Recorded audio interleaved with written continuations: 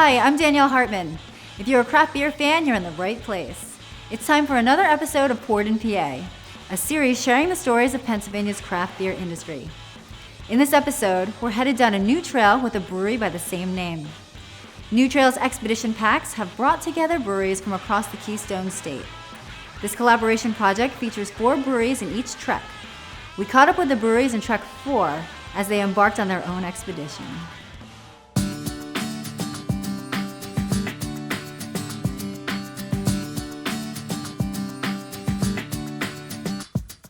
We're a small production brewery located in Williamsport, Pennsylvania. New Trail is focused on the outdoors. We sort of wanted to bring the beauties of Great Northern Central Pennsylvania to the rest of the state. Basically, the whole idea behind it was, we love living here. We choose to live here. And we have amazing resources that sometimes get overlooked. There was a struggle to get great distributed beer up to this area. And we thought there was a hole to fill there and do some good about telling the story of the area. At one time, at the turn of the century, Williamsport, Pennsylvania had more millionaires per capita than anywhere else in the world. It was the lumber barons that came in, and then we went through a collapse of that because they stripped all our natural resources and we've built back. People out here are tough. They're industrious. Yes, they bounce back. Yeah, industrial is at the root of everything that's done in Williamsport, Pennsylvania. There's a lot of craftsmanship that's been through this area for a lot of years, a lot of pride. So, the Expedition Pack idea sort of spurred from 2020, right? The idea that we had lost so many expeditions. And we wanted to bring all of our friends together to have these adventures that we had missed out on. Dave and I sort of racked our brains on how were we going to, continue to elevate the Pennsylvania craft beer scene as well as bring our adventure to everybody else. And that's sort of where the idea of the Expedition Pack spurred from. Collaborations are a great part of making beer. It's an industry where we all want to work together, share knowledge. This was something to kind of tie us all together and explore more styles. Often craft beer gets lost in hazy IPA or regular clear IPA or whatever version of IPA we're doing that week. But there are so many amazing styles that this allowed us to explore a lot of those too. The beers that we're producing for the Trek 4 pack of Expedition start with a dry hopped Keller Pils. Pieces of paper. Cheers. Cheers, guys. Thank you. Cheers. Thanks for having us. We do mostly traditional. We do make unfiltered IPA that would be considered like a hazy beer. We don't necessarily like to call it that, but we call it unfiltered IPA. But we do lager, porters. We started a barrel program. We'd like to do saisons and more of that stuff in the future. We're going to build out a space in our basement to do that. Keep it pretty traditional, semi-traditional. I've known Mike for a few years. He's a good friend, and when he was talking about this project, we were very, very interested. He was starting right as we were about to open our garage door to start doing cans, so we couldn't get involved in the first one. But when he called up and said, we have a really special one that we're working on, I'd like you to be there, we said, tell us when, we'll be there. Put together a pretty cool lager recipe. We're using some New Zealand grown Cascade for this beer, which we haven't used before. We're pretty geeked out about.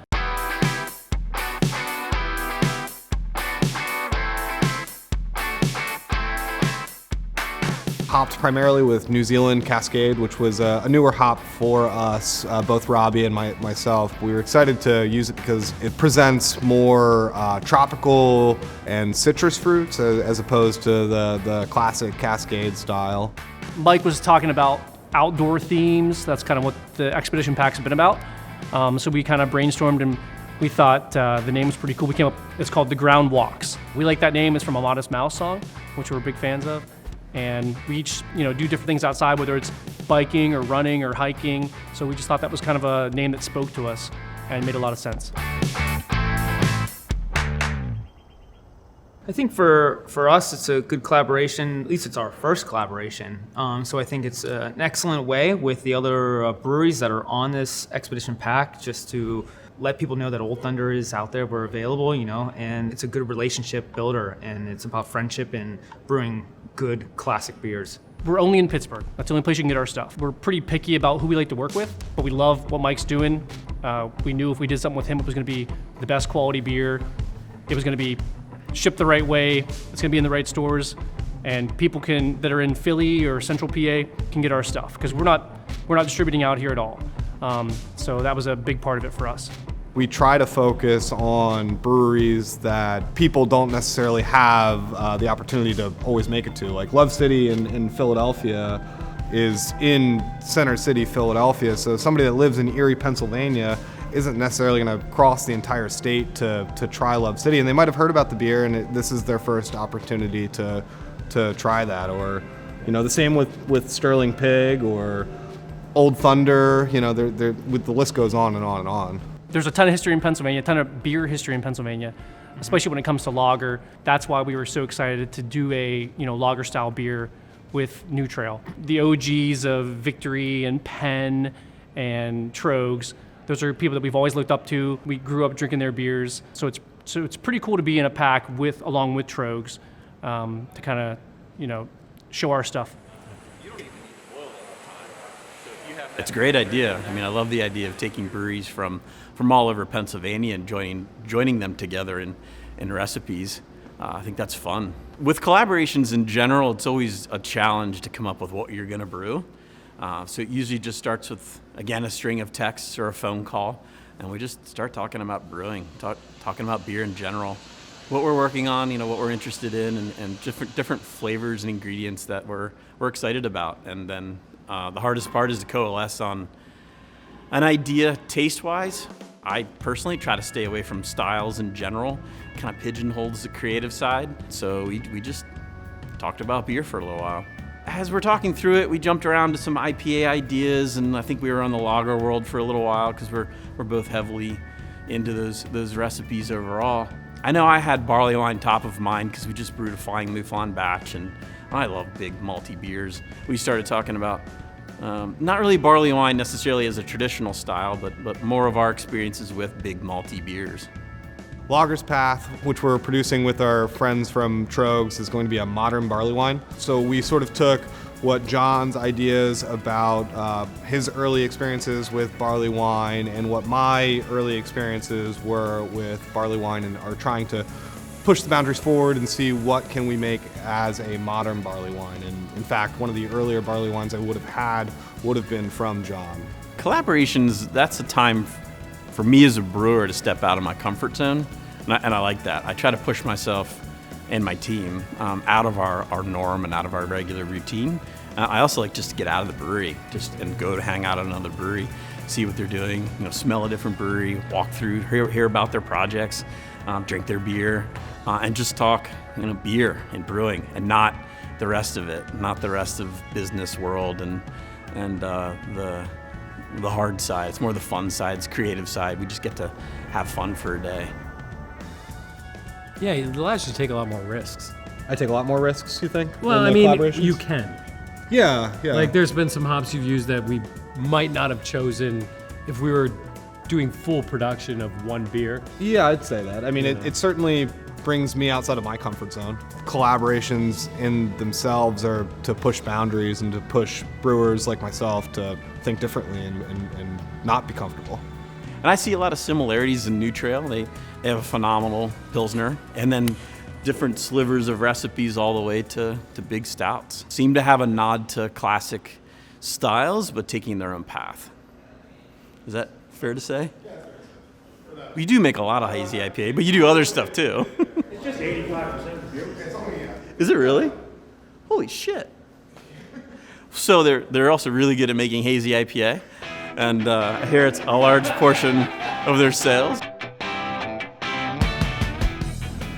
Hidden River, it's this thing that kind of spawned from this idea to obviously go from a home brewer standpoint to is the possibility of this being commercial. And so the opportunity arose where a building opened up in Douglasville, Pennsylvania that had a history of having commercial success with a restaurant / bar. And then there was space to do a brewery, a very small scale brewery. In 2015, we opened up, and it was a 3-barrel brewery, and kind of steady growth since then. The Schuylkill River itself means hidden river. It's a Lenape / Pennsylvania Dutch origin of the word, the Schuylkill. And so the Native Americans called it hidden river. We're most well known for double IPA, but we're happy to brew any style. But obviously, as a commercial brewery, you have to keep with the trends. We love our double IPAs, and I think that as far as putting out the best possible double IPA, I think we're really succeeding in that front, and people are noticing. Hidden River, we're producing a hazy double IPA called 120 Miles. The idea behind that name is that we're 120 miles apart as the crow flies, and we both produce a lot of hazy double IPA, and we're sort of just taking each of our own spins on what hazy double IPA is. Today we're brewing double IPA with Idaho 7, Mosaic, and Centennial, with a creamy backbone of oat and wheat malts. Profile will be slightly dank, a little bit of citrus, a balanced profile. From the oat malt and the two different kinds of wheat, it'll have a nice body and just drink really nice. There will be some bitterness to let you know it's a nice beer, but it won't be overly bitter, and it'll be easy to consume. Sometimes with the collaboration, it's very hand in hand. Someone tells you what they want, you tell them what you want, what you're expecting, especially when it's not at your own brewery. Because there are certain things that work on some people's systems that aren't going to work on your own. And with this one, it's a little bit more than we're used to brewing. You know, I think we're brewing up to like 90 barrels of this beer.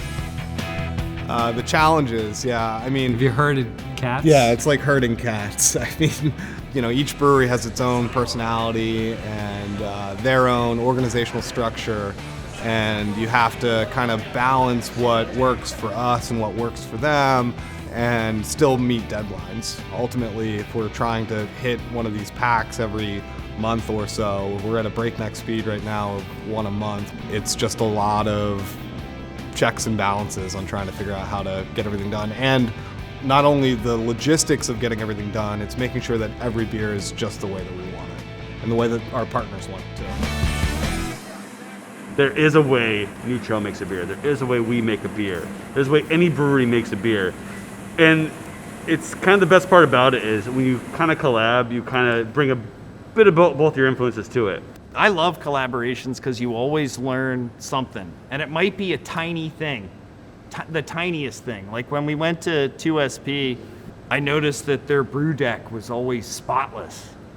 And I came back to our brewery, I'm like, man, there's like grain all over it. That's just so unprofessional. But that's just a little thing. Other things, water chemistry, you know, it can get deep, but you always learn something. My team here lives in my world, and it's fun to bring in other people from outside of my world so that they can, you know, pick up on small things or big things that maybe I just don't know about or have forgotten about. So it's just been cool to see all of these breweries come in and be like, hey, that's interesting that you do it this way. Have you ever thought about doing it this way? Or like, oh, like we do something, you know, completely different. How cool, what if we did it this way?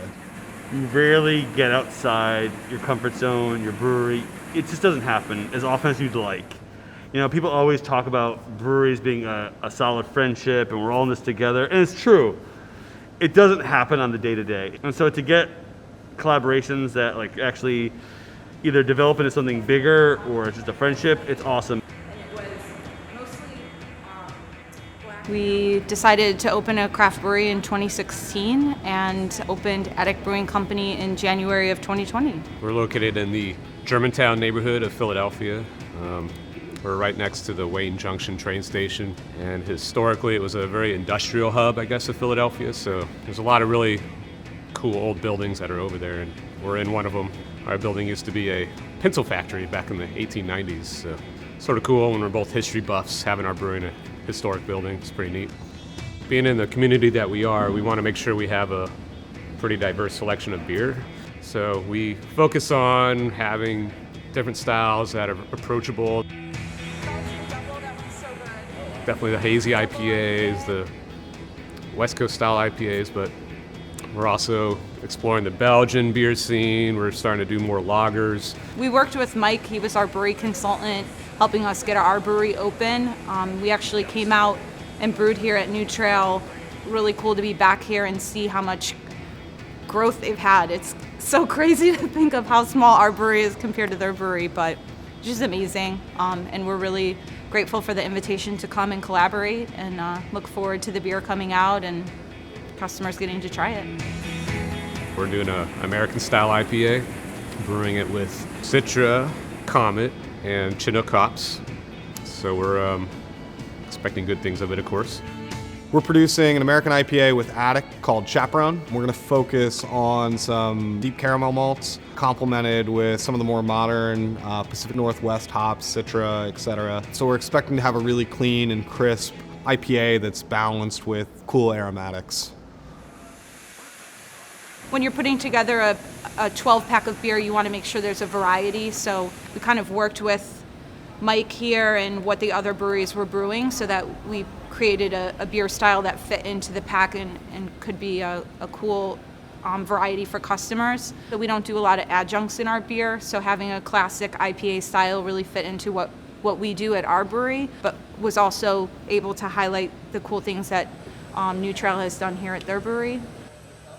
Like in past packs, we brought in 2SP, for an sure. Imperial Stout. I mean, they've won more gold medals than anyone else Bob in the world. Might be the most award-winning Russian Imperial Stout brewer in the world. So, a lot of times it's, who's in the pack, what can we do with that brewery, and, how can we both learn from each other? And what do we want to drink too, right? Like it's an excuse for us to get to brew some of the things that we might not be able to. Yeah. Yeah, of course. As a brewery owner, we see the camaraderie that happens within craft beer, and the opportunity to collaborate with another brewery.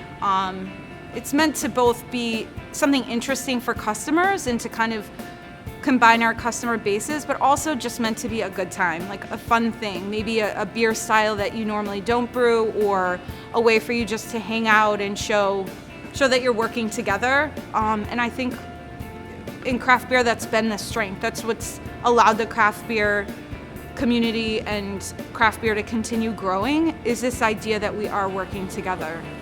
Going to another brewery and hanging out and talking about beer and brewing, like, to me, that is beer. That's craft beer in general. That's an industry that, gets along and likes to do things together, which is super cool. But to me, that's all about, if we didn't have the beer brewing, the beer recipes, you wouldn't have any of the other stuff going on. So you just keep it all about the beer and hang out and talk beer all day long, and you get along with anyone. This is a cool pack. This is something where it's like Troegs, a staple brewery in Pennsylvania and beyond Pennsylvania. And then you have beers like Attic Brewing Company in Philadelphia, who are doing things just like you in a different way. Old Thunder, another brewery company that's like, I haven't had their beers before. They're in the Pittsburgh area, and I want to have them. So now you have 4 different breweries all across the state that are all within the same thing that now every drinker who buys the beer gets to drink. But for you get to know a little bit more about them too. I just think that that's really cool to be next to these 4 other breweries and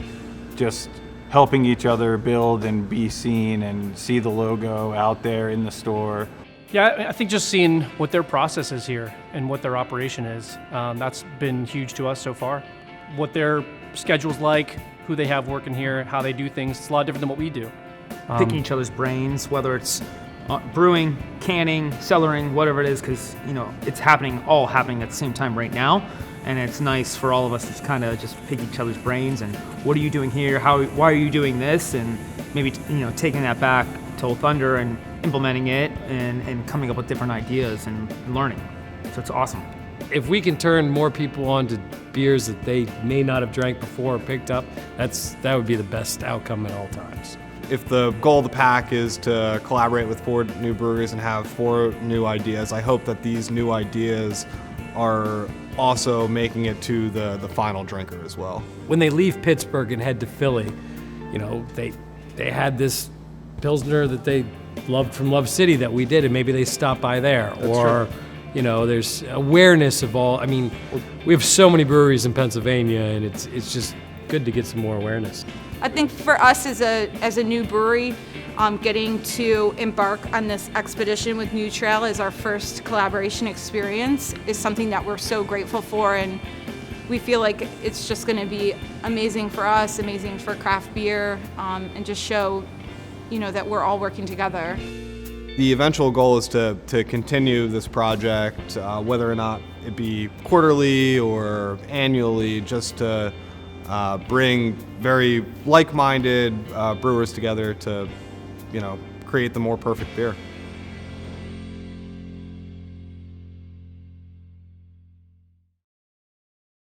Now it's time for a little liquid therapy.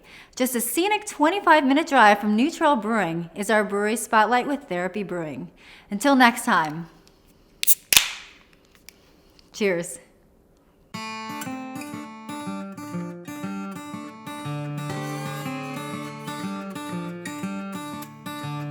I went on one of those dirtbag trips up in New England. We just go brewery to brewery, and the idea of therapy wasn't even an idea. It was I was just out for a road trip, and I thought, let's just go see what we can see. I'd been home brewing at that point like 10 years, and I wanted to see what these little places were like. And we all have dreams of Alchemist and Hill Farmstead. So I went up there, and I kept thinking of names for what my brewery would be. And I'd shoot them to my wife and my buddy, and they'd shoot down most of them all the time. And one that just stayed on the list was Therapy. It just seemed to be the simplest thing. I have a medical background. My partner is a doctor. My wife's a physical therapist. We used to say the other guy needed some therapy. So it was just kind of a fun thing, and it works. And then when you come up to the setting up here, it's peaceful. It's relaxing.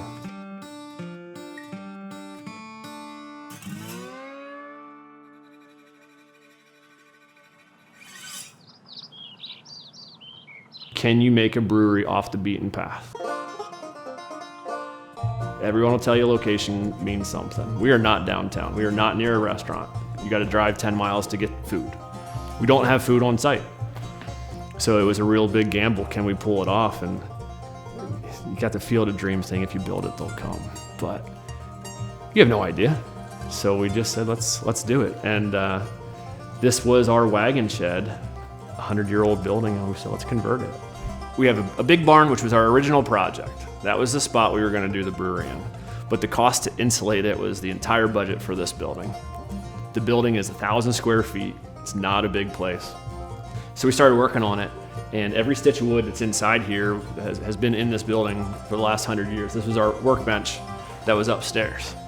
And it's got all the paint marks and chip marks on it that you can think of. Windows came from a factory not far away. It was all labor of love. We had a contractor help us with the heavy lifting, and otherwise we did all the finishing ourselves. Really put blood, sweat, and tears into this building. The farm here, it's back to the 1900s. This used to be logging land. This whole county was logging land. And we found out from family and family and family that the Kings bought it back in who knows, actually worked it for a little while and then sold it to the carpenters. And some of our woodwork has got initials from the family. So Uncle Harry's over there and Frank's over here.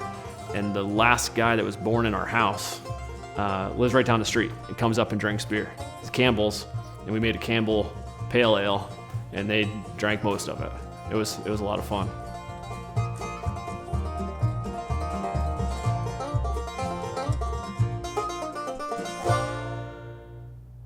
So the fun thing is, we're small. It's a 3-barrel brewery, and by the time we opened, there's 13 years of homebrewing under my belt. We never stopped, and there were a few of us that had the recipes together.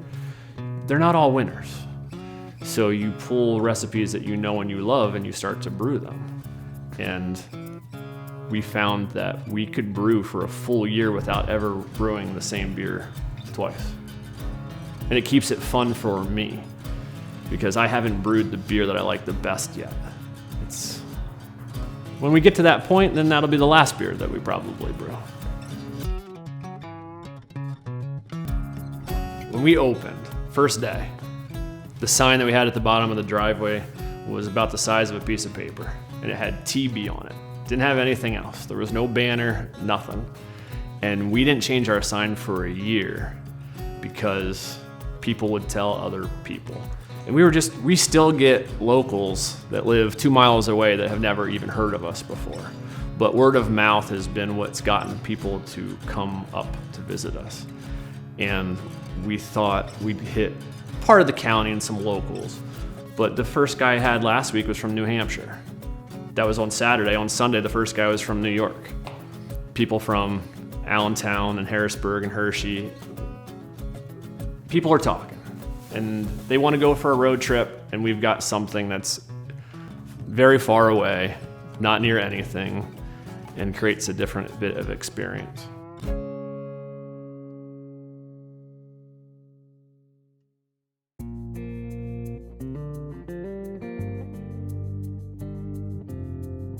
Our crowds started off a lot of friends, family. They'd bring other friends and family with them. We've got some small tables. We had some seating in here. We only can seat 22 people tops. We don't have any room for any more butts. Outside is where people like to go. We've got a nice big deck in the yard. So just to be able to sit in the sunshine and have a beer, that's what everybody really wanted to do. We actually made some more tables so we could fit our Sunday afternoon crowd because they just keep getting bigger and bigger and bigger. Then once we did COVID restrictions, we did shut down for a little bit and then had to change our model just a little bit. And it didn't take long for the customers to figure it out. We do a to-go only aspect where you can drink our beer off premise up on the hill. You don't have to go far. We've got quite a bit of acreage here so you can go spread out and enjoy.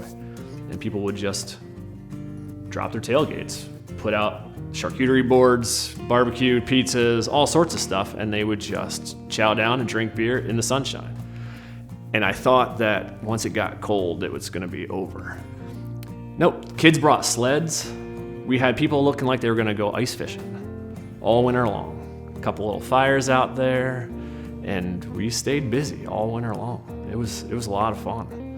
And they just wanted to get out of the house. That was the biggest thing. People just wanted to get out of the house. They didn't care where. They'd sit in their car when it was raining and drink a beer just because they weren't home. And I thought it was nice that we didn't shut down. We gave them that opportunity to have a place to go.